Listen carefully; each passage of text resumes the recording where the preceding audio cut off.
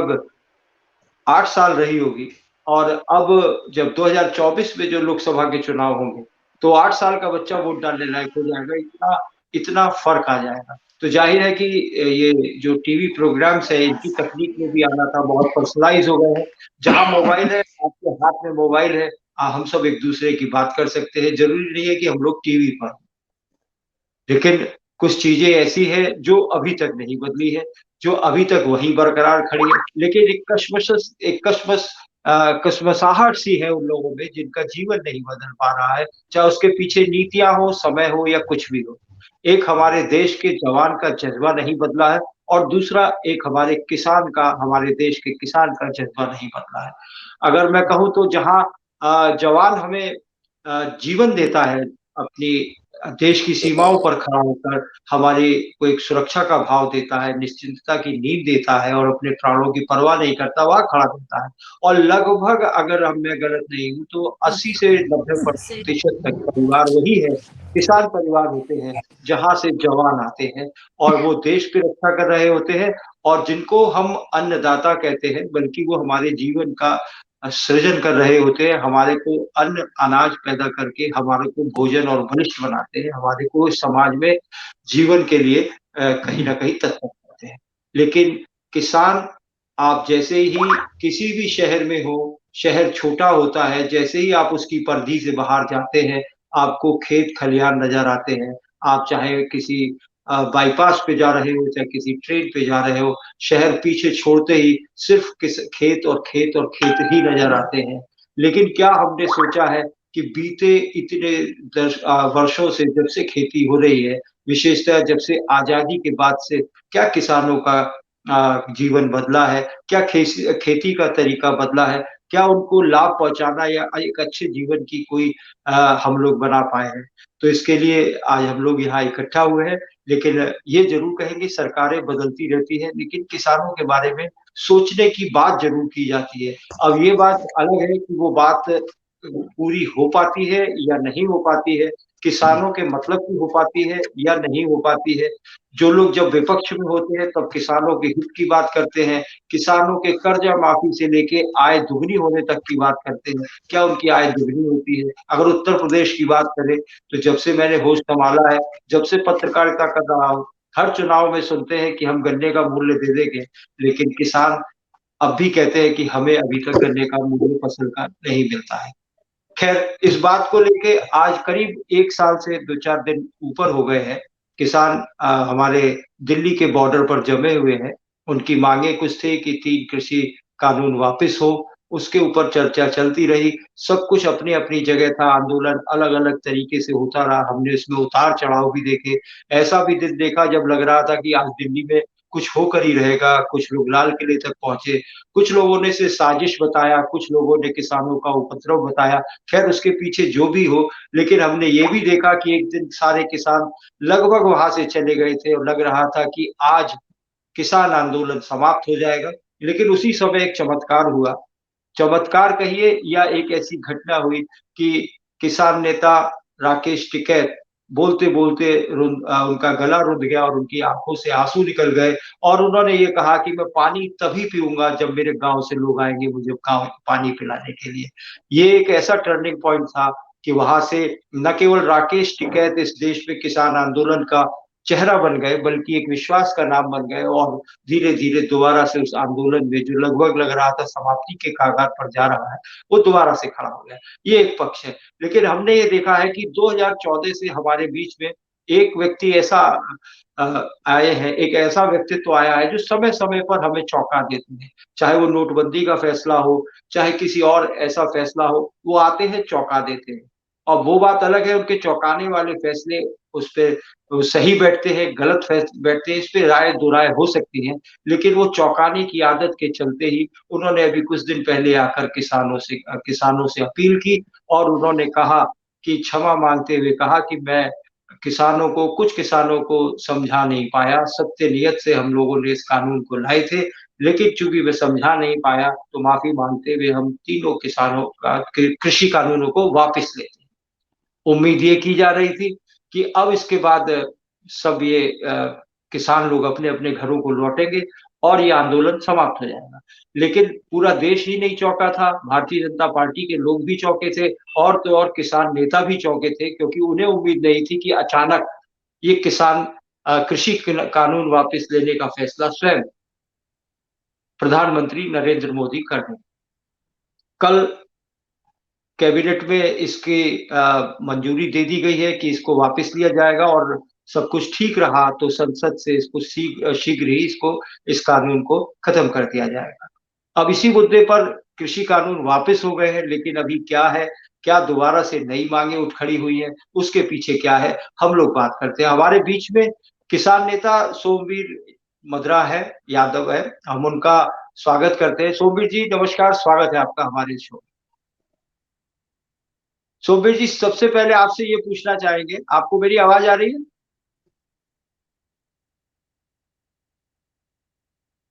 सोमवीर जी मुझको सुन पा रहे हैं? सुन पा रहा हूँ, सुन पा रहा हूँ जी। अब आपके तीनों कृषि कानून वापस होने की घोषणा हो गई है, क्या कहना चाहते हैं? जी पहले जी। तो ये कि कैसा लग रहा है आपको? ये मोदी जी से उम्मीद की थी आपने कि तीनों कानून वापस ले लेंगे अचानक? देखिए, तीनों काले कानून वापस लेने का जो फैसला माननीय प्रधानमंत्री जी ने लिया है, उसका हम स्वागत करते हैं। लेकिन जो 723 किसान अब तक दिल्ली बॉर्डर, गाजीपुर बॉर्डर, टिकरी बॉर्डर, चिल्ला border, Palwal border, Sindhu border पर शहादत दे चुके हैं, कितनी माताओं बहनों के सिंदूर उजड़े हैं, कितने बच्चों के बाप चले गए, कितनी बहनों के भाई चले गए, उसका जिम्मेदार कौन होगा? और दूसरा, लखीमपुर खीरी में जो किसानों के ऊपर कुठाराघात करने का काम किया, निहत्थे किसानों को चलने का काम किया, उसका जिम्मेदार कौन है? अगर सरकार ये तीनों काले कानून नहीं आती तो आज दिल्ली की सड़कों पर किसान नहीं होता, आज ये स्थिति पैदा नहीं होती किसानों के सामने।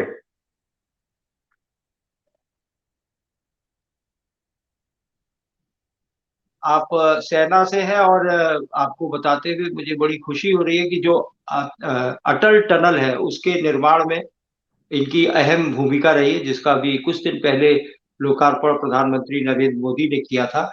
ब्रिगेडियर साहब, आपसे बस ये पूछना चाहता हूँ कि किसान के घर में अगर दो बेटे होते हैं तो एक जवान के रूप में देश की सेवा करने जाता है, और एक वही रहकर खेती करता है, वो जवान होता है।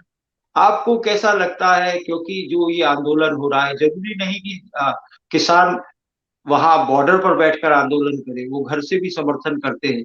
जब उन्हें पता लगता है, उन जवानों को पता लगता है कि हमारे परिवार से या हमारे पड़ोस से या हमारे खानदान से कोई व्यक्ति आंदोलनरत है 1 साल से, उसकी क्या मनोदशा होती है? थोड़ा इस बारे में जानना चाहेंगे।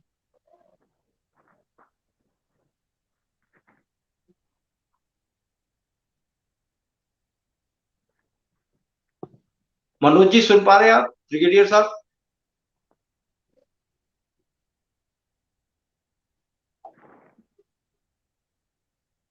ब्रिगेडियर साहब सुन पा रहे हैं?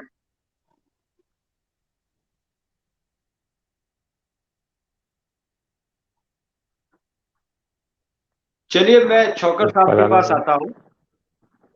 क्या ब्रिगेडियर साहब आप मेरी आवाज को सुन पा रहे हैं? अपने को अनम्यूट कीजिए।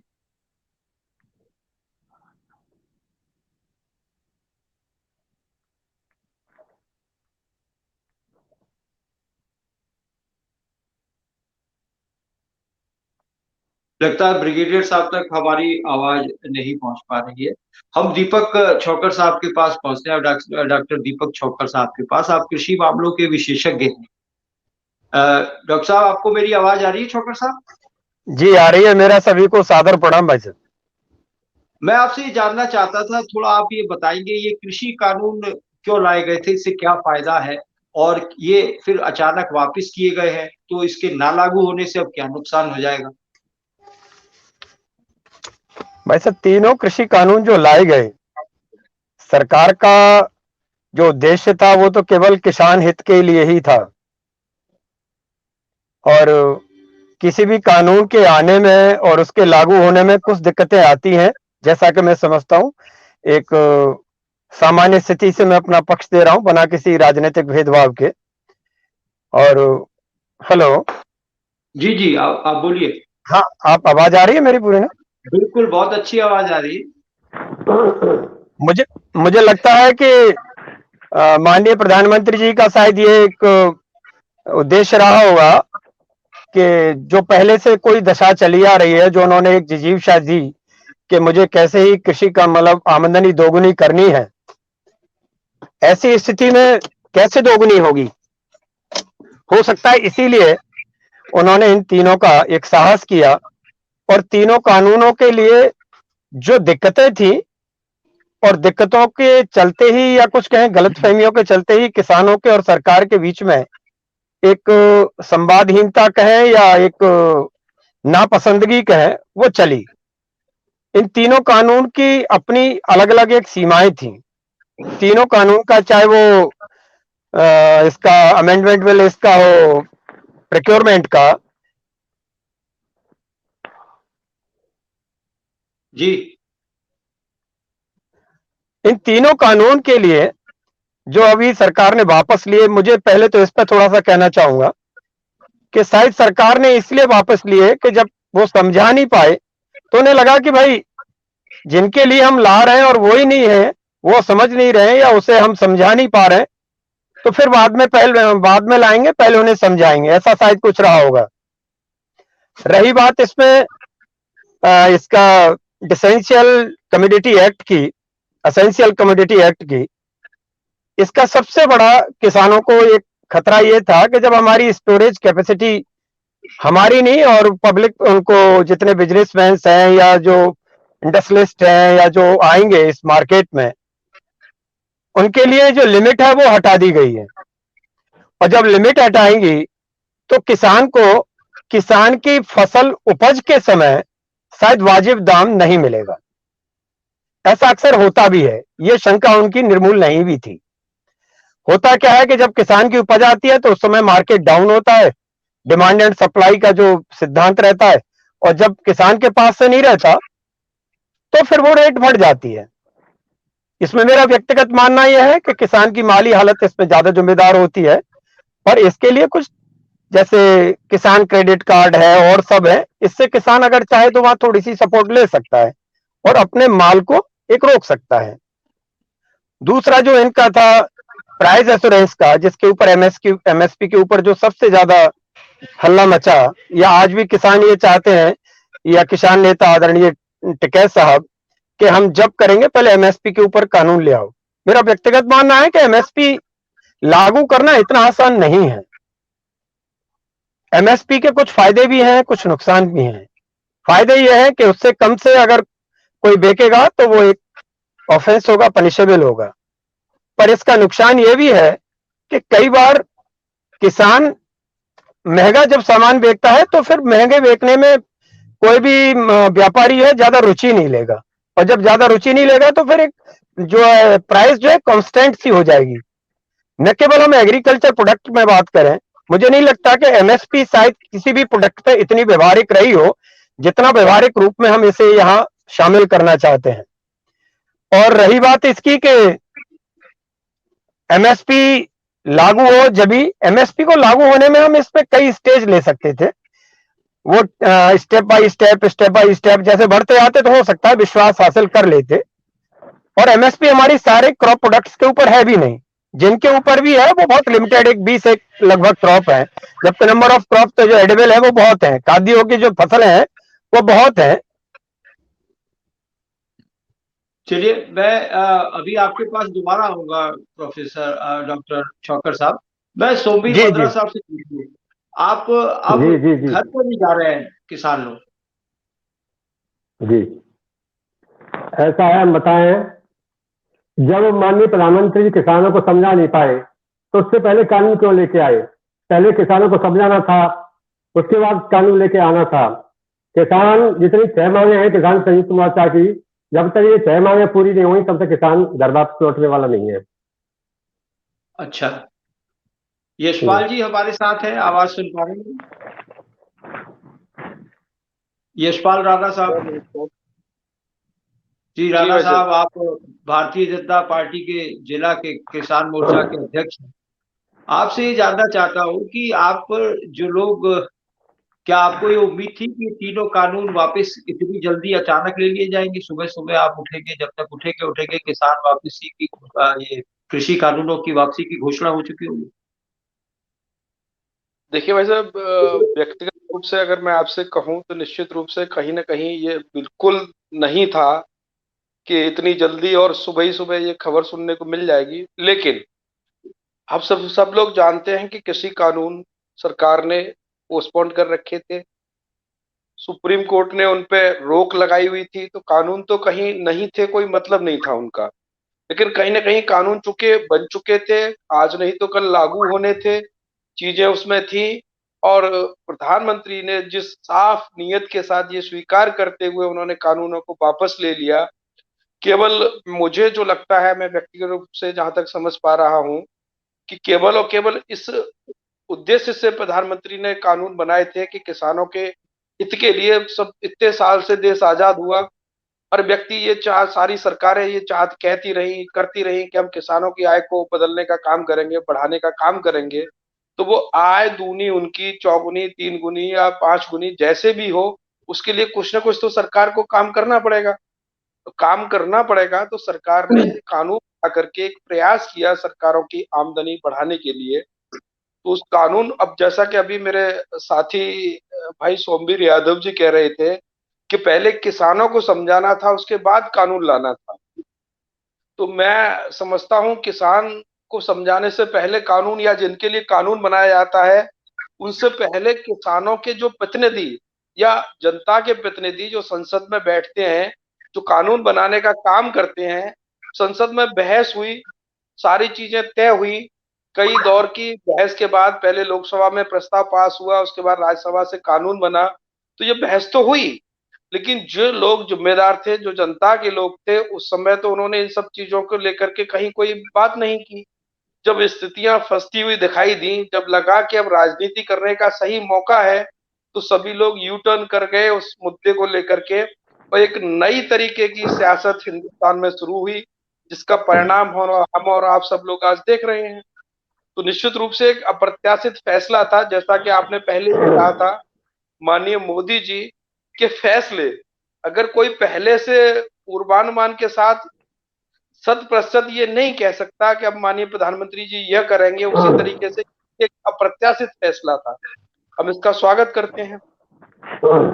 यशपाल जी, मैं आपके पास फिर आऊंगा, और सोमवीर यादव मद्रा जी, मैं भी आपके पास आऊंगा। आप अभी पूछना चाह रहे थे यशपाल जी से, लेकिन यशपाल जी मैं आपसे ये पूछना चाहूंगा, जो आंदोलन कर रहे थे, जो बॉर्डर पर बैठे हैं, अभी भी बैठे कर नहीं रहे थे, अभी भी कर रहे हैं, जिन्हें आप लोग आंदोलन जीवी, खालिस्तानी, आतंकवादी और जाने किन किन, और या फैशनेबल किसान या डिजाइनर किसान, इन उपाधियों से जो आप लोग नवाज रहे थे, क्या अब आप लोगों ने भी यू टर्न ले लिया है या अभी अपने स्टैंड पे कायम है आप लोग?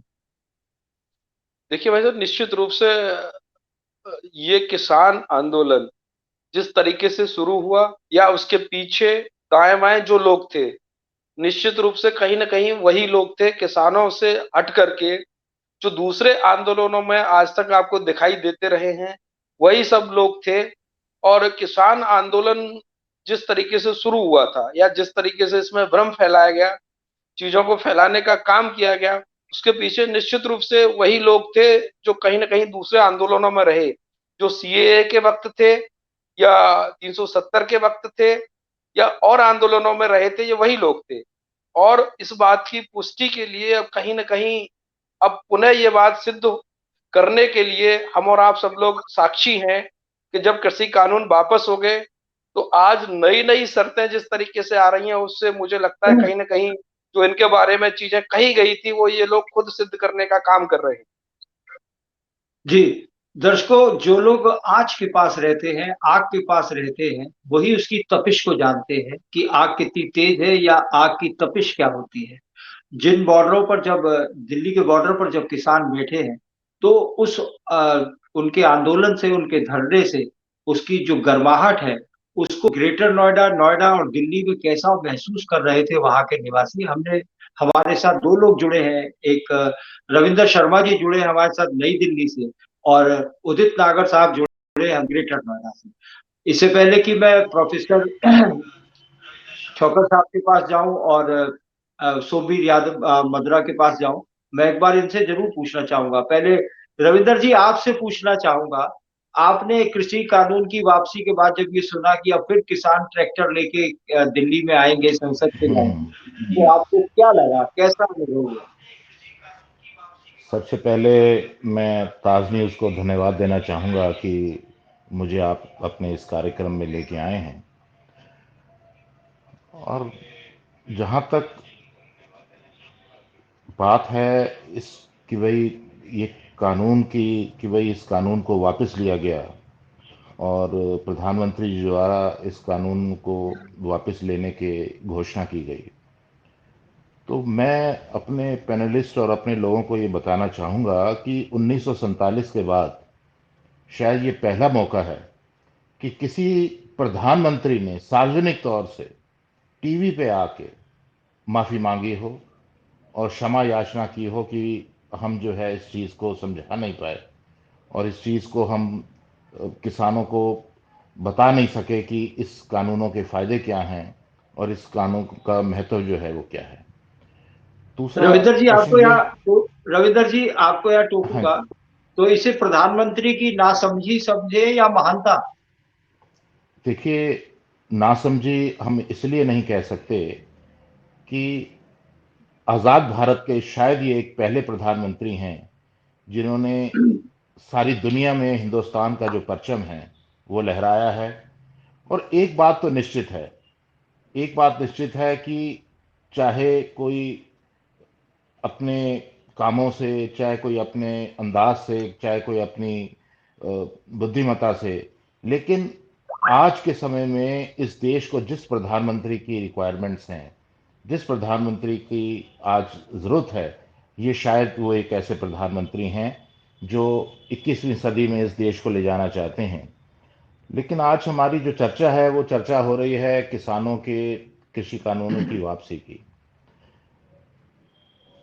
मैं आपके न्यूज़ माध्यम से ये बताना चाहता हूं कि मैं दिल्ली के ऐसे हिस्से में रहता हूं जो बॉर्डर से लगा हुआ है और उस बॉर्डर पे जहां पर ये लोग पिछले 1 साल से प्रदर्शन किसान कर रहे हैं, इसमें कोई दो राय नहीं है कि 1 साल से इतने लोग हजारों की संख्या में दिल्ली के अलग अलग बॉर्डर्स पे बैठे हैं।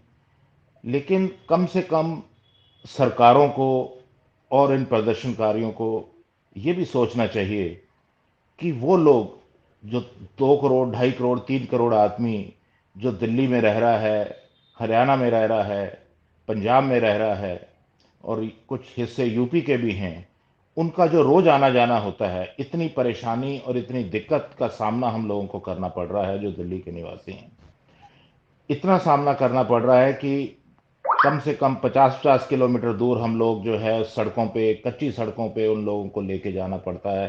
कोई बीमार आदमी है, कोई कुछ है। तो ये जो है प्रदर्शन किसी तरह से करना कोई बुरी बात भी नहीं है, लेकिन उस प्रदर्शन को उग्र रूप में धारण करना और 26 जनवरी पे जो हमने लाल किले पे देखा या दिल्ली के लोगों ने उन सड़कों पे वो जो एक किसानों द्वारा या उन प्रदर्शनकारियों द्वारा किया हुआ वो एक जो प्रदर्शन देखा, उस प्रदर्शन को देख के बहुत दुख हुआ। ये दुख हुआ कि यार ये वो किसान हैं जो हिंदुस्तान के 130 करोड़ लोगों का पेट भरते हैं। नहीं, ये वो किसान नहीं हैं, ये वो प्रदर्शनकारी हैं, ये वो मौका परस्त लोग हैं जो इनके बीच में घुस गए हैं और वो गरीब किसानों का जो है वो उनको बदनाम करने की साजिश की जा रही है।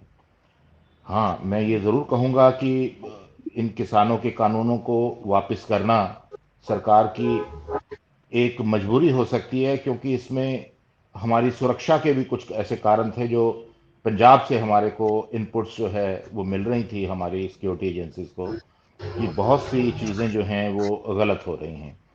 तो इसलिए मैं आपके माध्यम से सिर्फ ये कहना चाहूँगा कि ये अ, हमारे प्रधानमंत्री द्वारा या इस देश के प्रधानमंत्री द्वारा ये एक बुद्धिमत्ता का एक उदाहरण है कि फिलहाल अपने देश की सुरक्षा को बचाने के लिए, अपनी देश की सुरक्षा को वो करने के लिए इन्होंने फिलहाल इस चीज़ को पोस्टपोन किया है। और मुझे लगता है कि अगर ये आने वाले समय में कैबिनेट से भी इसको पास कराएंगे और पास करा के एक कमेटी द्वारा और इसको जो है उनके सामने रखेंगे किसानों के, और इसका फैसला जो है चाहे वो किसी के पक्ष में भी हो, लेकिन कोशिश ये होनी चाहिए कि इसमें देश का कोई नुकसान ना हो, इसमें रहने वाले उन तमाम लोगों का कोई नुकसान नहीं होना चाहिए। जी रविंदर जी, मैं आपके पास फिर दोबारा आऊंगा और मैं सोमवीर यादव मद्रा जी से, जो अपने राकेश टिकैत के संगठन से काफी नजदीक से जुड़े हुए हैं और काफी संघर्ष कर रहे हैं, मैं उनके पास जाऊं। उससे पहले मैं दर्शकों से एक अपील करना चाहूंगा। मेरी दर्शकों से ये अपील है कि स्वस्थ पत्रकारिता को, उस आवाज को मजबूती देने के लिए यदि आप हमारे इस कार्यक्रम को फेसबुक पर देख रहे हैं तो हमारे पेज को लाइक जरूर करें, और यदि आप यूट्यूब पर देख रहे हैं तो हमारे चैनल को सब्सक्राइब करें। इससे न केवल आपको हमारे प्रोग्राम जैसे ही हम करेंगे उसको देखने में आपको मदद मिलेगी, बल्कि हमारी आवाज को मजबूती मिलेगी। आप समझ सकते हैं कि जो लोग किन्हीं विज्ञापनों का सहारा लेके, किन्हीं सरकारों के विज्ञापनों का सहारा लेके अपनी आवाज को लेते हैं, वो कहीं ना कहीं उस आवाज पे घुंघरू बन जाते हैं। हम चाहते हैं कि हमारी आवाज स्वतंत्र रहे, हम किसी पक्ष के ना हो, हम आपके पक्ष के हो, जो आवाज हो, विचार हो, उसको जरूर बुलंद करें। सोमवीर मद्रा साहब, मैं आपसे ये पूछना चाहता हूँ, ये दिल्ली के रविंद्र शर्मा जी हैं, दिल्ली में रहते हैं, व्यवसायी हैं और एक अदालती पेशे से जुड़े हुए बहुत बड़े परिवार से आते हैं। उनका ये मानना है कि किसानों को, गरीब किसानों को न्याय तो मिलना चाहिए, लेकिन कुछ गलत लोग वहां पर जुड़ गए हैं जिससे उनकी आवाज शायद वहां तक नहीं पहुंच पा रही है। क्या कहना चाहेंगे?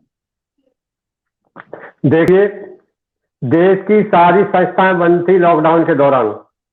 उस समय माननीय प्रधानमंत्री जी ये 3 कृषि बिल लेकर आए।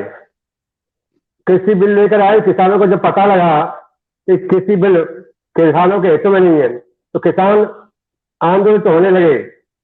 जब किसान आंदोलित होने लगे और दिल्ली की ओर बढ़ने लगे तो दिल्ली की सारी सीमाओं पर किसान पहुंच गए। तो उनको, किसानों को हाली मवाली कहा गया, अफगानिस्तानी, पाकिस्तानी, कभी राजनीतिक पार्टियां फंडिंग कर रही हैं, कभी मुट्ठी भर किसान हैं, उनके ऊपर गंदे नाले पानी की बौछार की गई और जहां इनका धरना स्थल था उस जगह पर कटीले तारों की बाड़ लगाई गई और बिजली काटी गई किसानों की। किसानों के पानी की सप्लाई बंद की गई। ऐसी क्या मजबूरी थी माननीय प्रधानमंत्री जी की, तो इन 3 काले कानूनों को अब वापस करने के लिए मजबूर हो गए हैं। अच्छा, ये बताइए सोमवीर जी कि आप जी, कब जाने का प्लान बना रहे हैं, या फिर आपकी एक मांग पूरी होगी तो दूसरी के लिए आप जमे रहेंगे, दूसरी पूरी होगी तो तीसरी के लिए जमे हो रहेंगे, या जब तक 2024 का चुनाव नहीं हो जाएगा आप ये केंद्र प्रकेंद्र वही रहेंगे? नहीं, अभी तो कल कल 29 तारीख है और हाउस चलेगा ही, उसमें जो भी फैसला होंगे देखते हैं आगे क्या होता है। हमारा संयुक्त मोर्चा है, संयुक्त मोर्चा के आह्वान पर हम सब लोग काम करेंगे और जो संयुक्त मोर्चा फैसला होगा वो हमारा सब किसानों का फैसला है। जी, मैं एक बार दोबारा से रुक करता हूँ डॉक्टर दीपक छौकर साहब का। डॉक्टर साहब, छौकर साहब, मैं आपसे ये जानना चाहता हूँ, एमएसपी के ऊपर कानून की बात कर रहे हैं किसान लोग, ये क्या है, इससे क्या फायदा या क्या नुकसान है, क्यों नहीं बना देती सरकार?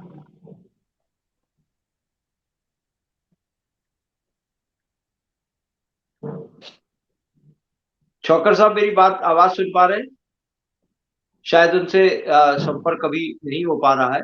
हम जब तक अपने साथी जो हमारे ग्रेटर नोएडा से जुड़े हुए हैं, उदित नागर साहब, उनसे बात करते हैं। नागर साहब, ये आंदोलन आपके बिल्कुल नमस्कार पड़ोस में चल रहा है, कैसा वो जी। आंदोलन जो एक सड़क किनारे बॉर्डर के पास जो लोग बैठे हैं, उनसे आपको कोई दिक्कत होती है या परेशानी होती है? आप उनसे, उनकी मांगों से सहमत है, सहानुभूति है, या आपके मन में आक्रोश है? जी नमस्कार, पहले तो सबको बहुत बहुत नमस्कार।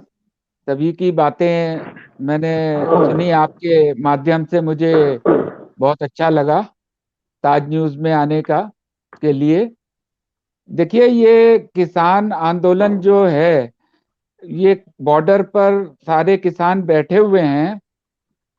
तो इसमें यहाँ से नोएडा से दिल्ली जाने के लिए रोजमर्रा के जो लोग जाते हैं उनको काफी दिक्कतें हैं। जो रास्ता मतलब 2 मिनट में हम पूरा कर सकते हैं, वो सड़क खुली ना होने के कारण सुबह के टाइम और शाम के टाइम वापसी में मतलब आप मान के चलिए 1 घंटा, सवा घंटा, 1.5 घंटा भी लग जाता है कभी कभी। तो लोगों के मन में, स्थानीय जो नागरिक हैं उनके मन में अक्रोश तो है, लेकिन साथ ही किसानों के साथ सहानुभूति भी है, उनकी मांगों को के साथ सहमति भी है। और जिस तरह से आम नागरिक के माध्यम से मैं ये आपसे कहना चाहता हूं कि सारे किसानों के लिए योजनाएं लेके आती हैं, उनकी परेशानियों को दूर दूर करने के लिए कुछ निर्णय लेती है। मैं यहाँ पे ये कहना चाहूंगा कि 2014 के बाद जब से ये मोदी जी की सरकार आई है, उन्होंने किसान के लिए बीज, बीमा, बाजार और बचत, इस पर काम किया है, 4 चीजों पर। आदरणीय प्रधानमंत्री जी ने भी अपने संबोधन में जब कानून वापसी की बात कही तो उन्होंने कुछ चीजें बताई कि 80% किसान, देश का 80% किसान छोटा किसान है, यानी 2 हेक्टेयर से कम जमीन है उसके पास में। और जैसे जैसे पीढ़ियां बदलता जाता है तो अगली पीढ़ी आती जाती है, उसका बंटवारे में और जमीन कम होती जाती है। तो किसानों, छोटे किसानों के लिए ये कृषि कानून लेके आए थे, बहुत ही साहसिक कदम है ये था। और कुछ किसानों को उन्होंने मतलब समझने में परेशानी हुई कानून के जो और नागर साहब बीच में थोड़ा सा एक सवाल पूछना चाहूंगा। आपने बताया कि प्रधानमंत्री जी का साहसिक कदम था, लेकिन जो लोग घर बार छोड़ के 500-700 किलोमीटर दूर बॉर्डर पर बैठे हैं, वो कदम भी तो साहसिक था। 1 साल से लोग बैठे हैं, या नहीं था? नहीं, साहसिक बिल्कुल था, लेकिन इसमें संशय है कि देखिए, मैं उसी बात पे आ रहा था। उससे पहले मैं एक बात कहना चाहूंगा आपके सवाल से पहले कि 80% किसान जो है छोटा किसान है। मैं आपसे एक काउंटर क्वेश्चन करना चाहूंगा, सवाल पूछना चाहूंगा, क्या बॉर्डर पे और जो किसान आंदोलित हैं उनमें छोटे किसान कितने हैं और बड़े किसान कितने हैं? मेरा मतलब ये है कि जो छोटे किसान हैं वो इस कानून से ज्यादा सकारात्मक रूप से प्रभावित होते। उनके लिए जो है ये कानून लेके आया गया था मुख्यतः। तो अब जब प्रधानमंत्री जी ने किसी मजबूरी में या किसी भी कारणवश इनको वापस लिया है, तो ये छोटे क्या मजबूरी हो गई ऐसी? मैं अब क्या समझता हूँ मजबूरी कि हो गई? नहीं, अब ये तो देखिए, नहीं हो नहीं, सकता है अभी कि मैं बात पता सोमवीर जी, चले। अभी आपके आपके पास मैं आऊंगा। ये नागर साहब, पहले तो मैं आपको थोड़ा करेक्ट कर दूं कि मैं तो जी आप ही की आवाज हूं, चाहे दोनों पक्ष में कोई भी हो। मैं तो, आप जो सवाल पूछेंगे सोमवीर मद्रा साहब उसका जवाब देंगे। लेकिन एक चीज जरूर समझ में आ रही है कि आपकी बात से, आपकी राय से, कि आप भाजपा समर्थक जरूर है, और बहुत, अगर हम आगरा की भाषा में कहें तो करने वाले हैं, क्योंकि हाँ, जिस करने तरह से वाले। आप। लेकिन नहीं, वही मदन था। साहब, इन्होंने ये कहा है कि वहां ना छोटे किसान नहीं थे, बड़े बड़े किसान थे। क्या कहना चाहेंगे? आप प्रश्न फिर से तो रिपीट कीजिएगा, थोड़ा वॉइस में दिक्कत हो गई थी। जी जी जी, मैंने मद्रा साहब से पूछा है कि जी जी। सोमवीर मद्रा साहब से, कि ये जो नागर साहब ने कहा कि वहाँ 80% तो बड़े किसान थे, छोटे मोटे किसान, जो छोटे किसान जिनके लिए बिल लाया गया था, वो तो वहां थे ही नहीं। क्या कहना चाहेंगे? केवल वहां बड़े बड़े किसान, आड़तिए और यही सब बैठे थे? वहाँ एक छोटे किसान से लेकर बड़ा किसान बैठा था। सरकार ने कोई आंख तो निकाल लिया कि वहाँ बड़े किसान थे, छोटे किसान नहीं थे, छोटे किसान थे, बड़े किसान थे, ऐसा कुछ नहीं है। वहाँ सब तरह किसान था। वहाँ मजदूर वर्ग भी है, किसान भी है। जी, मैं यशपाल जी आपके पास आ रहा हूँ, फिर मैं नागर साहब के पास दोबारा जाऊंगा।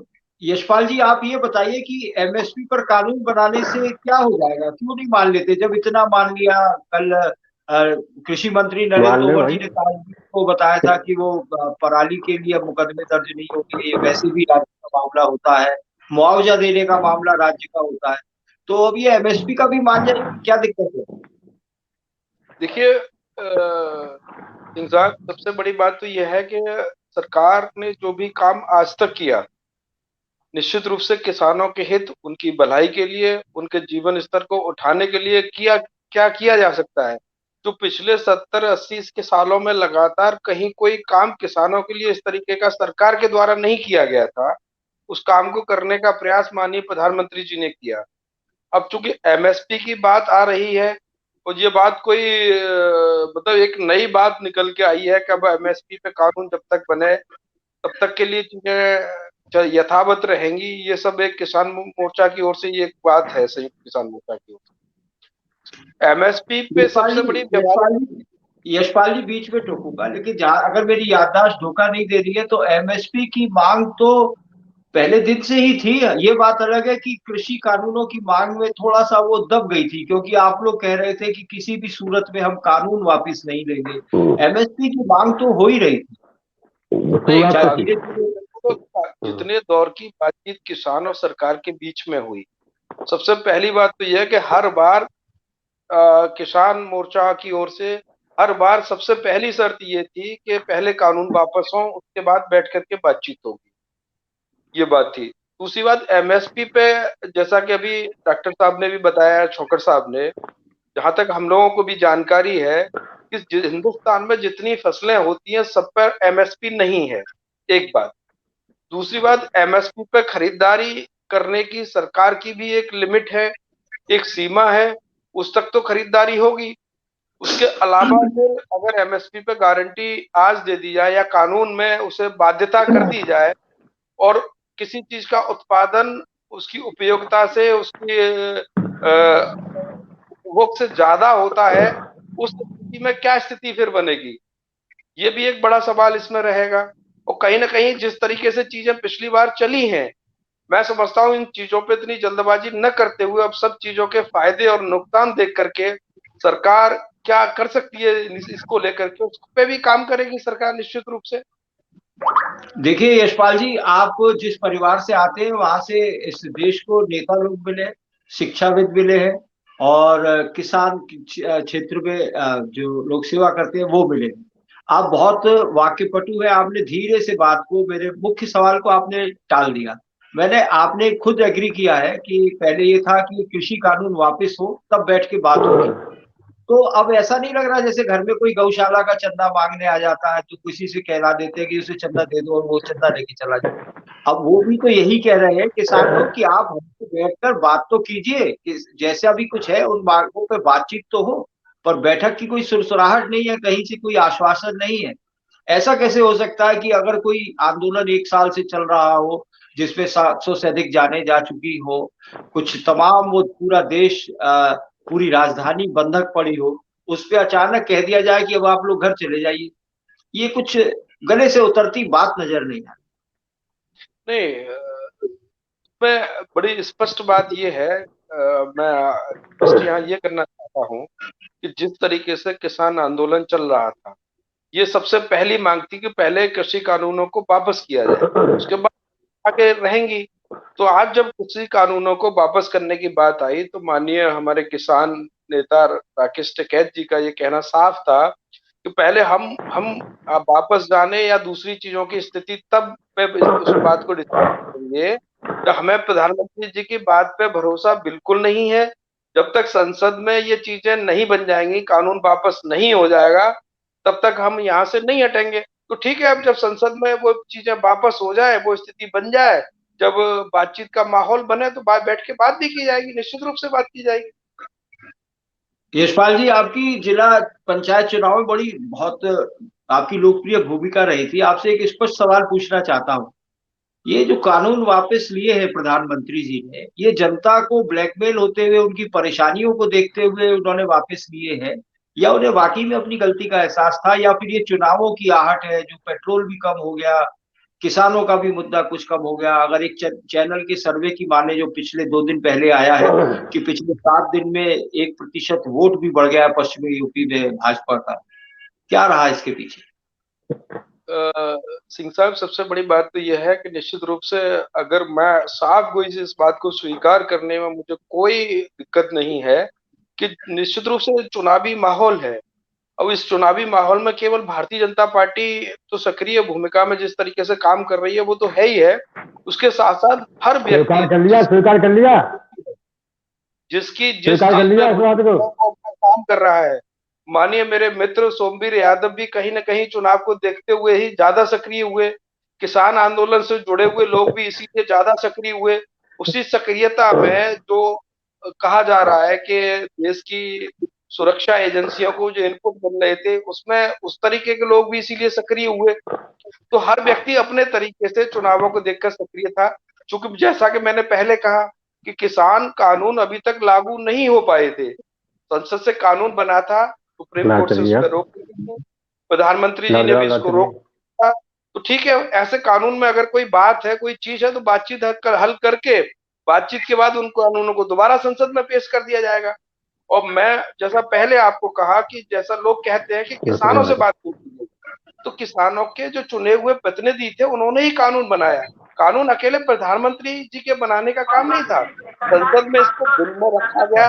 वो लोग आज विरोध कर रहे हैं, वो उस बिल में झांकने तक नहीं आए, उनकी अपनी कोई उपयोगिता, उन्होंने कानून को बनने से लेकर के संसद में क्यों नहीं इस बात को किसी भी दल ने उस समय विरोध किया, क्यों नहीं कहा कि हम कानून के पक्ष में नहीं है, हम संसद के अंदर इसका विरोध करते हैं और बाहर सड़क पर बैठ अरे करके इसका विरोध भैया, लॉकडाउन के दौरान कानून बनाए गए, देश की सारी संस्थाएं बंद थी उस समय, आप पता है भैया। आपका मुंह खुला हुआ था उस समय, आपने बिल्कुल, आपके किसी भी दल ने, बल्कि आपके नेताजी का बयान अखबार में छपा था, आपने स्वागत किया था इस कानून के बनने का। सरकार ने किसान मोहने खोले, इसके मास्क करवा दिए, सरकार ने मास्क करवा दिए थे किसानों के मुंह पर मास्क, तो मोहने खोले अपने हकों अधिकारों के लिए। जनता किसान मोहने खोले, इसके लिए मास्क करवा दिए, मास्क। संसद चल रही थी, सारे काम चल रहे थे, आपको नहीं बोलना था, प्रतिनिधियों को बोलना था। जो लोग, जो दल उस समय संसद के अंदर जिनके मास्क दूर थे, जिनके मुंह खुले हुए थे, जो अपना विरोध प्रदर्शन कर सकते थे, उन्होंने नहीं किया। दूसरी बात, मैं आपसे देश की सारी संस्थाएं बंद थी, देश की सारी संस्थाएं बंद थी उस समय, ये सारे कानून लाए गए किसानों के ऊपर। सोमवीर मद्रा साहब, मुझे लगता है कि हमारी बातचीत दूसरी तरफ जा रही है, हमें उस तरफ नहीं ले जाना है, हमें कोई राजनीतिक अखाड़ा नहीं बनाना है। मैं यशपाल जी आपसे एक आखिरी प्रश्न पूछ रहा हूँ, फिर आऊंगा मौका अगर हमारे पास टाइम बचा। मैं आपसे ये पूछना चाहता हूँ, ये कृषि बिल वापस लेने से, पराली जलाने पर मुकदमा ना वापस होने पर, दो सवाल है मेरे। क्या इससे आपको चुनाव में कुछ फायदा मिलता नजर आएगा, या अब जो इतने दिनों से प्रदूषण, पर्यावरण के ऊपर नुकसान की बात थी पराली जलाने से, तो क्या किसानों ने अगर आंदोलन किया तो अब प्रदूषण पर कोई खतरा नहीं होगा? देखिए सिंह साहब, सबसे बड़ी बात तो यह है कि पराली जलाने का जो मुद्दा है, किसानों को तमाम तरीके की, इस तरीके की चीजें थी कि कहीं ना कहीं ऐसी मजबूरी किसानों की आती है कि साहब चीजें रातों रात एकदम से डिकम्पोज नहीं की जा सकती। किसान के लिए दूसरे उपयोग उसके पराली के डिकम्पोज करने के इतने अच्छे साधन नहीं है, और किसानों पर जो मुकदमे हो रहे थे, और ये बहुत पूरे हिंदुस्तान से इस तरीके की मांग थी, तो सरकार ने ठीक है उनकी मांग को माना है। प्रदूषण में कहीं ना कहीं पराली के साथ साथ दूसरे व्यवसायिक उपयोगों से लेकर के वाहनों के इस्तेमाल तक की तमाम चीजों कहीं ना कहीं रहती हैं, उन सबका असर उस पर रहता है। तो वो एक किसान की मांग को सरकार ने माना है चुनाव में, निश्चित रूप से उसका कहीं ना कहीं फायदा होगा। जो लोग कल तक इस बात के लिए किसानों को भड़काने और बरगलाने का काम कर रहे थे, वो आज सरकार के सामने और जनता के बीच में उनकी भी हैसियत लोगों के सामने आ जाएगी, तो निश्चित रूप से जी फायदा होगा चुनाव में इसका। चलिए, चुनाव में फायदा होगा इसलिए कुछ जल्दबाजी भी हो रही है और होना भी चाहिए। जो मैदान में रहेगा, जो सत्ता पे रहेगा, जो गद्दी पे रहेगा, उसी से तो बातचीत की जाएगी। खैर, हमारे बीच में रविंद्र शर्मा जी दिल्ली से जुड़े हुए हैं। मुझे ये बहुत एक दवा व्यवसायी है, बहुत ही इनका बड़ा काम है। मैं इनसे ये पूछना चाहता हूँ, शर्मा जी, अगर आपको मेरी आवाज आ रही हो, अगर ये आंदोलन किसी भी तरह से, आवाज अगर आ हम रही ये है। माने कि चुनाव तक चला गया, तो क्या आपको लगता है कि आपके व्यवसाय को और दिल्ली को फिर उतने समय तक बंधक बना रहने से आपको नुकसान होगा? देखिए, मैं एक चीज कहना चाहता हूं, आंदोलन कोई भी हो, चाहे किसी से भी रिलेटेड हो, अल्टीमेटली उसका असर जो है वो व्यवसायी पे पड़ता है।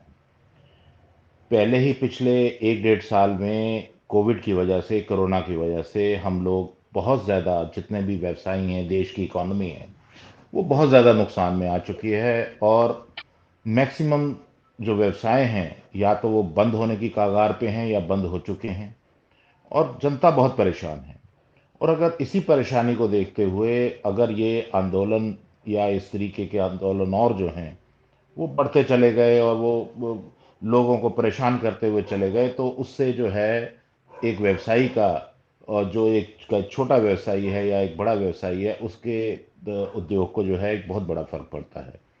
तो मेरा यही मानना है कि कोई भी आंदोलन जो है वो देश की इकोनॉमी के साथ जो है वो जुड़ा हुआ होता है। और देश की इकोनॉमी अगर ख़राब होगी, अगर देश की इकोनॉमी जो है वो स्वस्थ नहीं होगी, तो वो देश उठ नहीं पाएगा।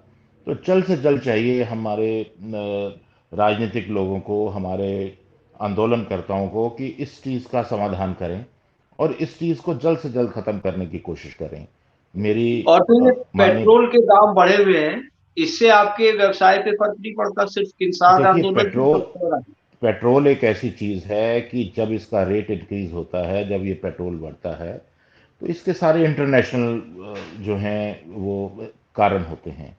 लेकिन पेट्रोल के बढ़ने से सारी चीज़ों के ऊपर, चाहे वो खाने से रिलेटेड हों, चाहे वो कपड़ों से रिलेटेड हों, वो सभी चीज़ों के ऊपर, क्योंकि पेट्रोल एक ऐसी चीज़ है कि इसके बढ़ने से हर चीज़ का रेट बढ़ जाता है।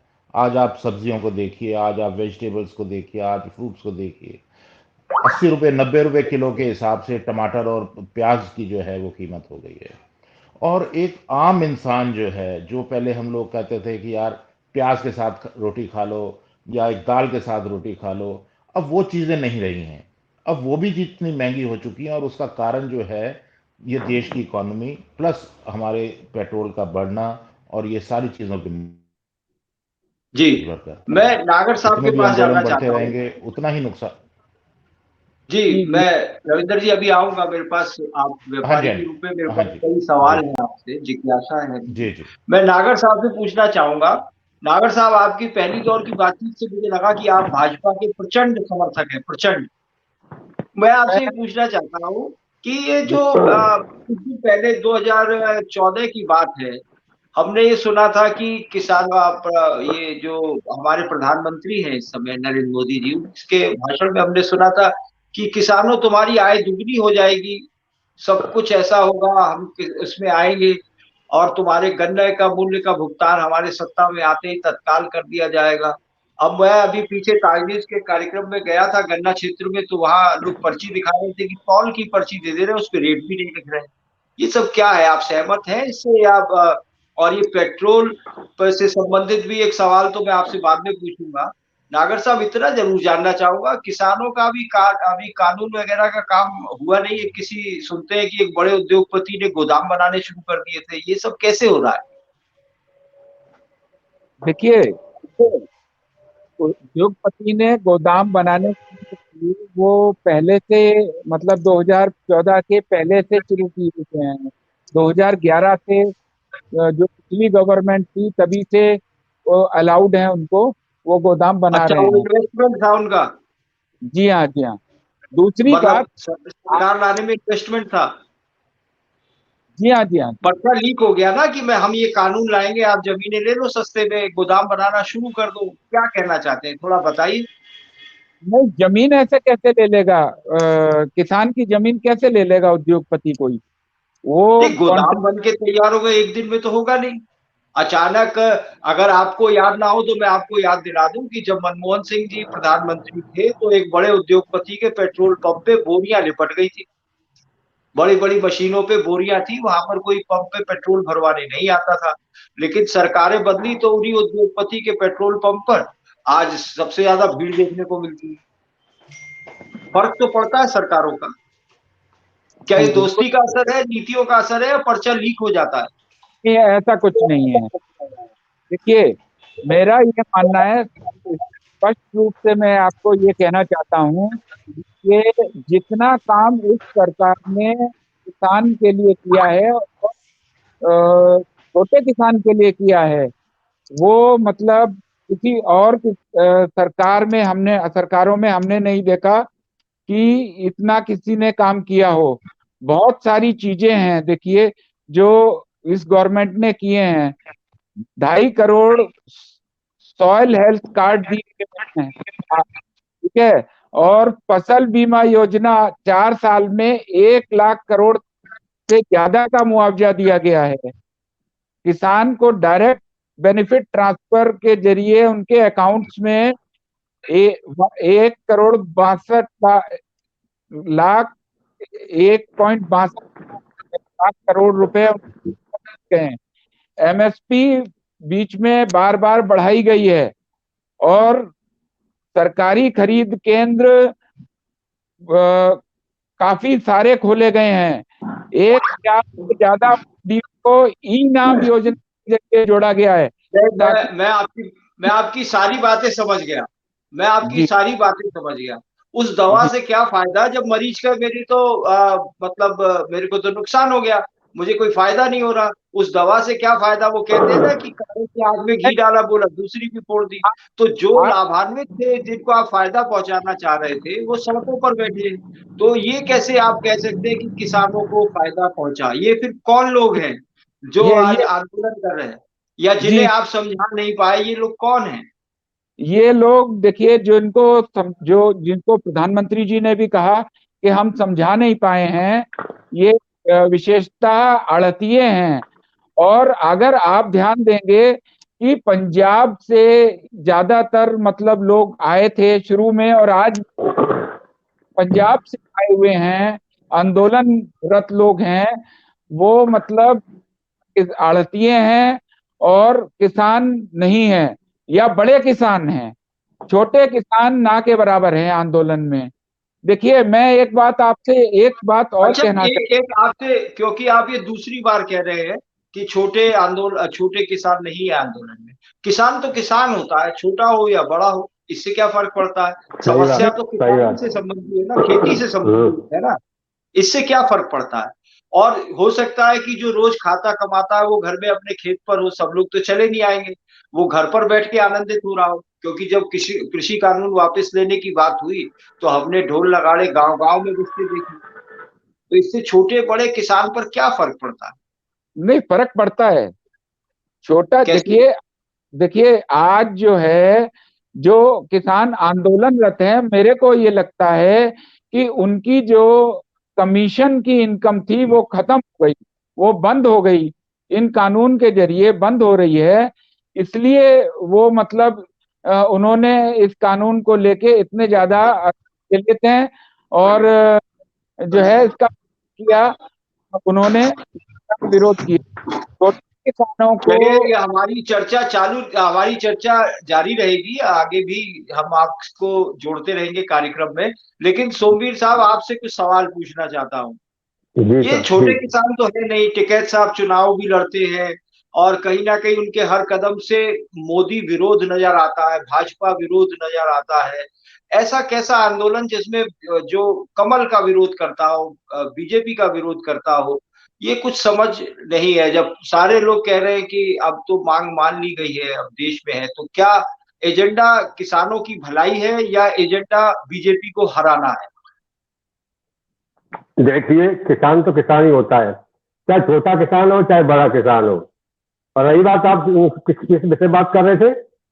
राजेश शेखर साहब के बारे में क्या कर रहे थे साहब? मैं ये पूछ रहा था कि क्या आपका असली मुद्दा बीजेपी को हराना है? इतनी नाराजगी क्यों आखिरकार बीजेपी से, इतनी नफरत क्यों? किसान संगठन, हमारा जो किसान संगठन है, भारतीय किसान राजनीतिक है, उसका नॉन पॉलिटिकल संगठन है, उसका राजनीतिक कुछ संबंध नहीं है। अगर 3 कार्यकाल नहीं आए होते, मैं आपको टोकूंगा। व्यक्ति तो सभी राजनीतिक है। टिकैत साहब स्वयं चुनाव लड़ चुके हैं, आप भी किसी न किसी पार्टी से, जितना मैं जानता हूं आप भी बहुत अच्छे राजनीतिक दल से जुड़े रहे हैं, आपकी शैली भी रही है। राजनीतिक का कीड़ा तो हमेशा रहता है ना खून में, ऐसी बात तो नहीं है, क्योंकि वो जितना झुक जाए लेकिन फिर भी आप एक नई बात निकाल दो, तो ये कुछ बात समझ में नहीं आती। मैं भाई साहब, मैं सिंह साहब 1 मिनट में ये पूछना चाह रहा हूँ सोमवीर जी मैं आ रहा हूँ आपके से। राजनीतिक आप हैं और पूरे हिंदुस्तान में घूम घूम करके राजनीतिक पार्टियों के लिए चुनाव प्रचार कर रहे थे, तब अराजकता कहाँ थी? नहीं, वो तो देखिए, इस बात का जवाब किसी मैं पार्टी का किसान नहीं कर रहा है। ये तो आप लोग लांछन लगाने का काम करते हैं। कभी कुछ, कभी छोटे किसान है, कभी बड़े किसान है, कभी खालिस्तानी है, कभी अफगानिस्तानी है, पता नहीं क्या क्या कहा जाता है। अब वही किसान अच्छे लगने लगे आप लोगों को। नहीं, आप अच्छे कैसे जिसका चोला ओढ़ते हैं उसको बता दिया जाता है। क्या मजबूरी हुई? ऐसी क्या मजबूरी हुई आप लोगों को? ऐसी क्या मजबूरी हुई आप लोगों को? ये कृषि बिल वापस करने पड़ रहे हैं, क्या मजबूरी हुई? यही नहीं, कृषि बिल लागू नहीं थे इसलिए हमें वापस ले रहे हैं। शामिल क्यों ले रहे हैं आपको? अच्छा, 10-11 दौर की वार्ता हुई, 10-11 दौर की वार्ता हुई, तब से आपने वापस नहीं लिए। और माननीय प्रधानमंत्री वार्ता में क्या हुआ ये और बताइए आप। वार्ता में क्या होता था ये और बताइए जनता को, क्या वार्ता में होता था ये भी तो पता रहना चाहिए। वार्ता आप तो अपने लाभ गिराते थे, क्या लाभ थे उसमें? कि ये लाभ है, ये लाभ है, क्या लाभ थे? अरे किसानों के भैया, अगर आपको किसानों का हित करना था, वास्तव में किसान हितैषी आप थे, तो सरकार ने जो आपसे प्रस्ताव मांगे तो लिख करके देते ना। अगर आप किसान हितैषी थे तो उन प्रस्तावों को लिख करके देते कि सरकार इन प्रस्तावों को माने और इनको ऐड करे, उसके बाद हम संतुष्ट होंगे तो आगे देखेंगे। आपने कुछ लिखित में दिया ही नहीं किसी की वार्ता में कुछ भी।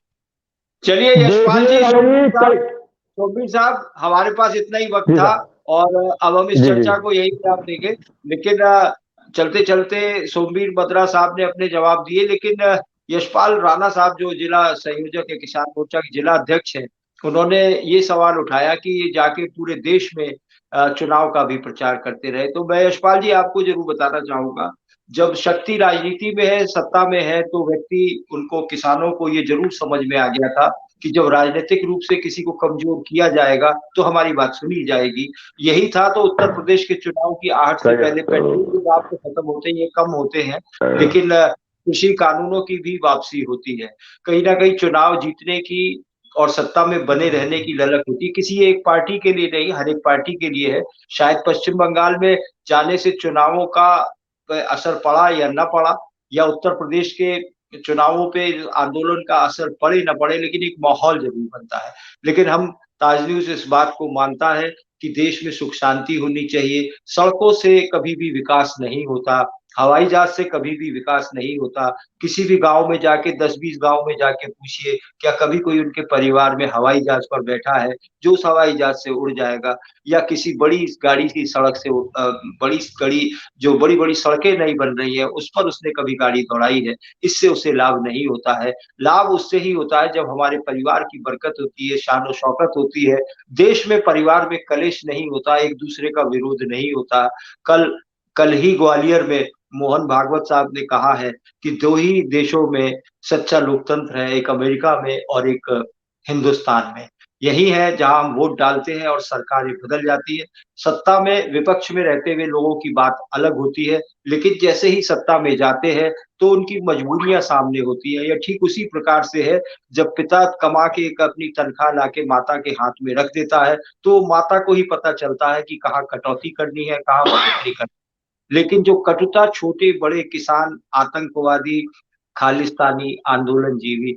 ये चीजें कभी भी किसी बड़े लोगों को शोभा नहीं देती, और ये भी शोभा नहीं देता कि एक तरफ प्रधानमंत्री कह रहे हैं कि मैं माफी मांगते हुए अपने कानूनों को वापस ले रहा हूँ कि मैं समझा नहीं पाया, वहीं दूसरी तरफ कुछ लोग अचानक ये कह देते हैं कि कानून तो कभी भी लाया जा सकता है, एक भ्रम की स्थिति बना देते हैं। तो उसके बाद ऐसा लगता है कि एक आदमी कुछ कह रहा है, दूसरा कुछ कह रहा है, भ्रम तो होता ही है। लेकिन हम तो ये ज़रूर चाहेंगे कि सुख शांति रहे, किसान तरक्की करे, किसान तरक्की करेगा, गाँव आगे आएँगे, तो निश्चित रूप से हमारा समाज आगे जाएगा। आज की चर्चा को यही विराम देते हैं। रविंदर शर्मा जी को हम दिल्ली से जो हमसे जुड़े हैं, हम उनको धन्यवाद कहते हैं। ग्रेटर नोएडा से जो हमारे साथ उदित नागर जी जुड़े हैं, हम उनको धन्यवाद कहते हैं। यशपाल राणा जी बहुत ही जोशीले व्यक्तित्व के स्वामी, हम उनको धन्यवाद करते हैं। सोमवीर यादव मद्रा साहब किसान नेता, बहुत संघर्ष करते हैं, गाँव-गाँव जाके संघर्ष करते हैं। वाक़ई में इस बलशाली सरकार के सामने अपने आप को खड़ा रखना, टिकाए रखना, राकेश टिकैत और उसके बाकरों का ही काम है, जो इस काम को कर दिया। हम सबको बधाई देते हैं और उम्मीद यही रखते हैं कि जल्दी सभी को देश राम में राम। अमन कायम होगा और सब खुलकर सादर अपने-अपने अभिनंदन सभी के लिए। बहुत-बहुत धन्यवाद। सबको सभी को धन्यवाद। राम राम। Thank you.